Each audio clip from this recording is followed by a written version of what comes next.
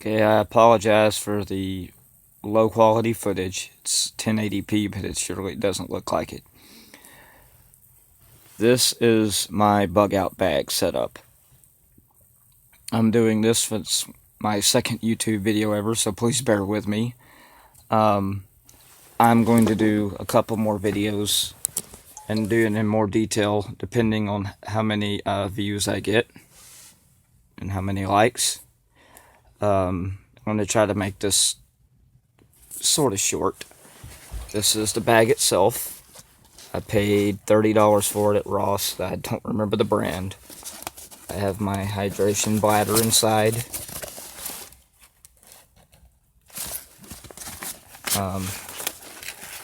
Multiple storage pockets.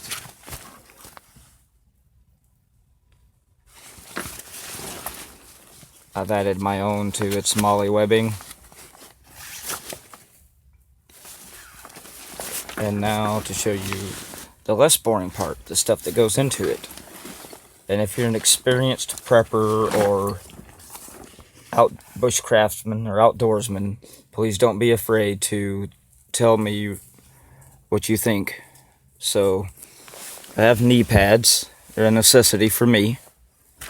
I have this here. It's actually supposed to be a dog leash, but it's got a bungee effect, so I kept it for hanging up either food or even in a pinch for my shelter. Matches. I don't have very many. I plan to get some more. My mini Sawyer 100,000 gallon water purification system. I only paid about $2 for that out of a pallet sale. Can opener. Can opener. This chisel here, not exactly sure, but I thought it would come in handy. I paid about $6 for this from Walmart. Haven't tested the compass yet. I mostly got it because of little binoculars. I don't know if you can see it, but they are actually, this isn't going to let you see it, but they are actually pretty effective. As you can see, it has a mirror and a compass. And a neck lanyard so I can take it out and carry it out of my bag. This is my most expensive item. It's a solar-powered, crank-powered, battery backup, radio, flashlight, and phone charger. I mean, in a bug-out scenario, I probably would take my phone with me for a little while, depending on how long I'd be stuck out before I ditched it. I have this weird sort of elasticy strapping. This is for to attach my bedroll if I want to take it with me. I have this, this is a whistle, and it was a match container, but these stay in there, and this stays in my dry bag.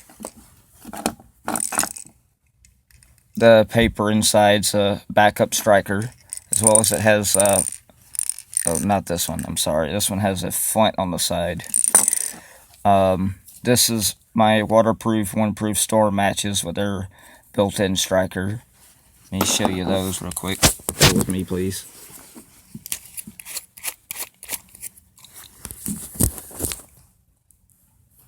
So there they are.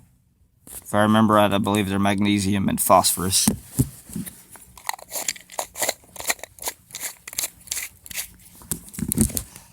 They have a backup striker inside the container as well. And I'm not being endorsed by any of these brands.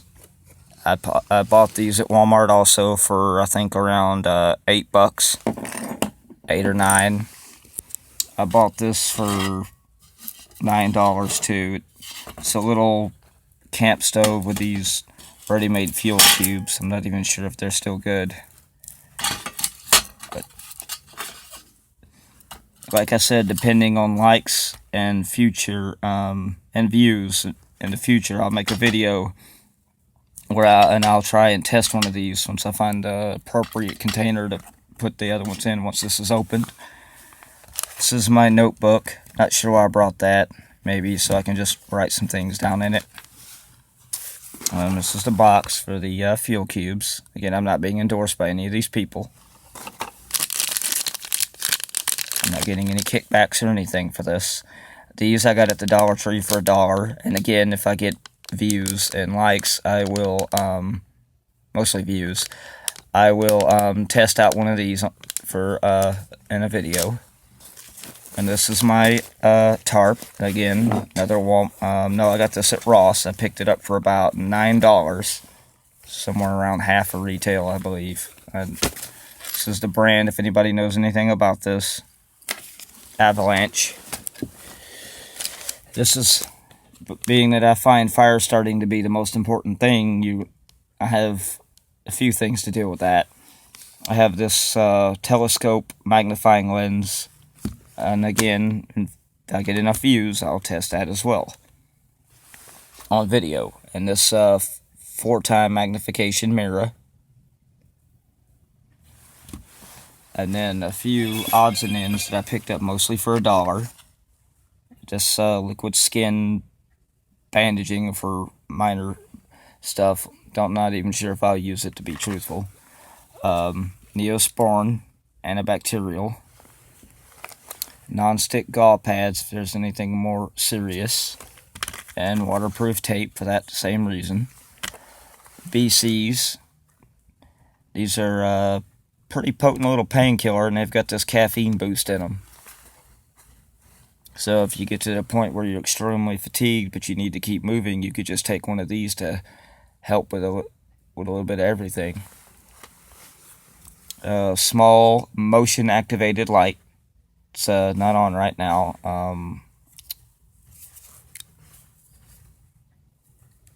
Try not to use it too much. It runs on batteries. It's always on or motion activated. Can pin it to a tree or something. This little lantern / flashlight also runs on batteries, so it only has a few uses.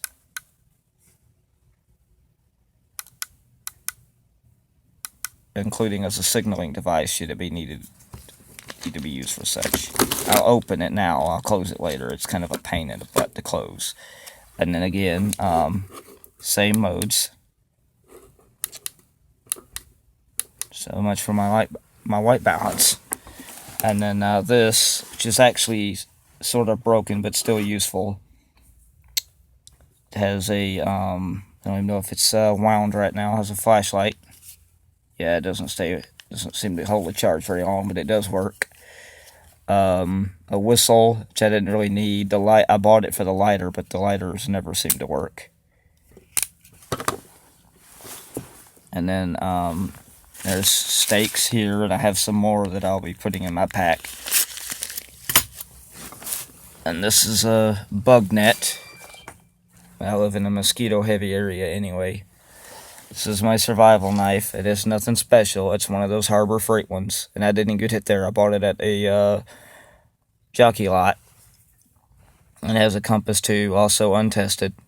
I lost a cap to it, so right now this is held in place with electrical tape.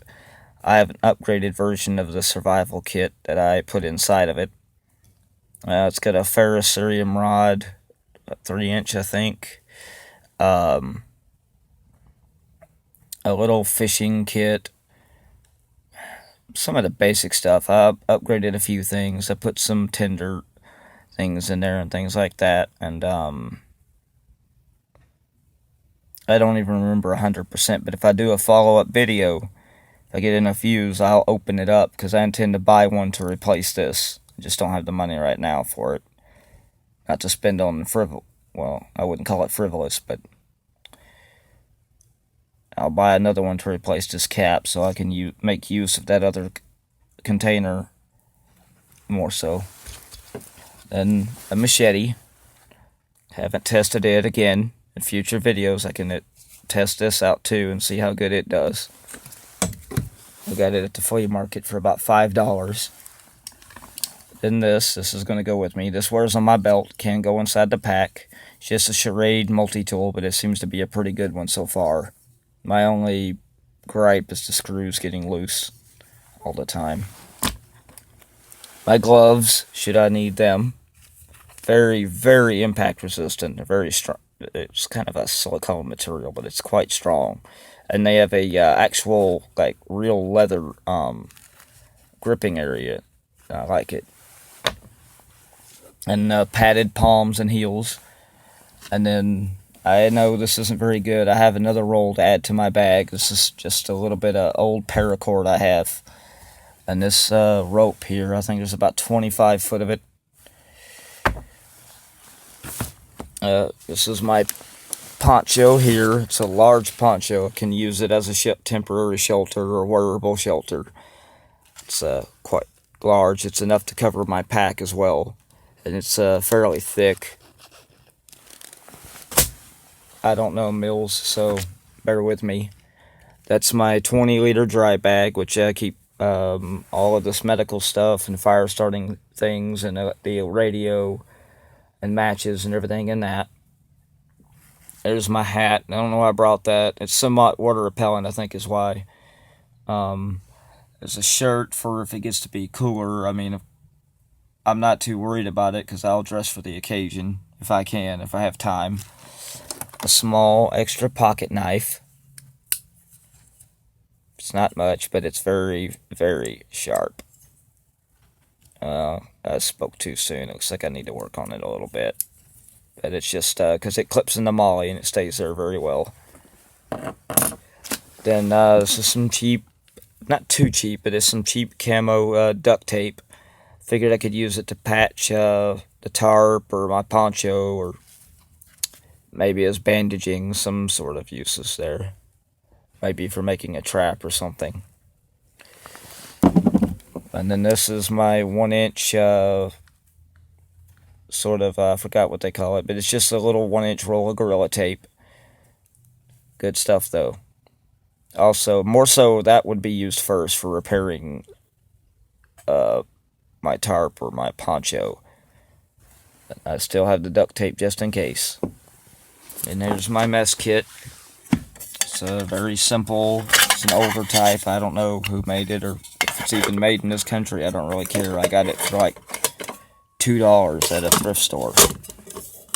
I'll make it to handle right here. And it all fits together like that. Well, now it's not wanting to cooperate. Hold on. Not sure what it's trying to pull here, but the lid to the little Dutch pan fits quite well. I don't know what's going on here. Well, I spoke too soon. Usually I don't have any trouble putting this kit back together. Something's off here a little bit. There. And it's held together by a simple wing nut. But I like how securely it fastens compared to some of those surplus kits I've seen. Could be foreign, I'm not sure. No branding or names on it anywhere. And then my stove. Oh, I already covered that, sorry. Well, that's about everything for now. I add a little thing here and there and replace something when I find something better.